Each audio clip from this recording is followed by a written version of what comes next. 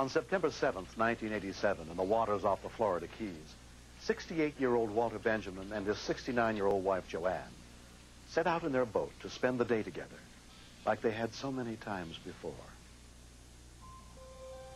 I guess you could say we were childhood sweethearts. I first slept with her when I was 6. When my little brother was born, my folks took me over to her house, and they dumped me in her bed. So I had to marry her to make an honest woman out of her. But we've known each other all our lives. Walter and his wife Joanne shared a special love for each other and for life. On that late summer day, they were planning to go scuba diving together, as they often did. Before we go into the water, we always check each other's equipment to make sure that her regulator is proper, that it's working. She's got her airs on and vice versa. She checks my air and makes sure that mine's working, so we know everybody's ready.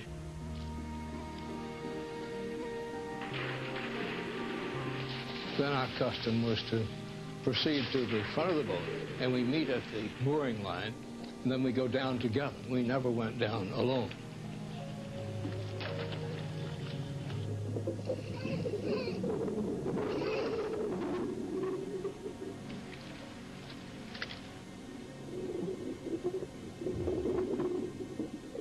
When I got around to the mooring line, Joanne was sort of laying face down in the water with a snorkel in her mouth instead of a regulator.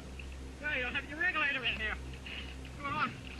I got it. What's wrong? And I lifted up her head and gave her a regulator to put it into her mouth. She couldn't accept it.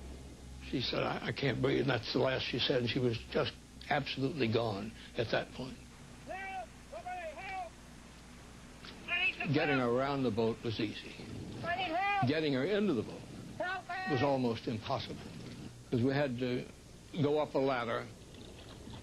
Over here, help! Help! I was struggling in the water, trying to hold her up, get rid of my gear, so I could get up on enough of the ladder to pick her up and get her in the boat, or push her up into the boat. And I couldn't do it by myself. I just couldn't do it. Laurie McLaughlin was on a marine sanctuary boat in the area.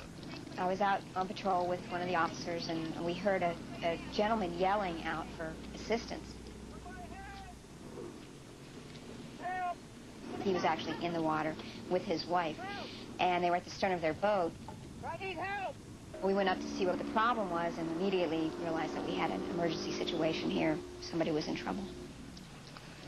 Just luckily, the park ranger came by in his boat, and a young woman from his boat jumped off, swam over to our boat, and helped hold Joanne up. But I was just trying to get her out of the water. That's all I could think to do. Get her out of the water, get her in a boat, then we can work on her. I didn't know whether she was alive or dead. She was absolutely limp. Two of us took her, he picked her up, and I pushed from the in the water position. We got her out of the water and into the bottom of the boat. Once he got her on board, and once I was able to climb up in the boat, we did strip her down of her dive gear so that we could then continue on from there. She's not breathing. Check the pulse. No pulse. I'm going to start CPR. Bill Green, call. Sanctuary officer Bill Green called for help. Luke E5, Bay Honda Base. I radioed into the Bay Honda State Park base and notified them of the medical emergency and had them send an ambulance to Dolphin Marina. Medic 5, Big Pine Rescue. Signal 49, possible cardiac arrest. Reference an elderly female. CPR is in progress. Jay Marzella was spending the day with his wife and brothers, not far from Walter's boat. We were all in the water, and as I looked up, I noticed the particular boat that we had spotted as we came into the area, and alongside of it was the park ranger. So I left Joe and swam over to my boat just to get a better look, just to see, was it something routine or was it something more serious that they might need some help?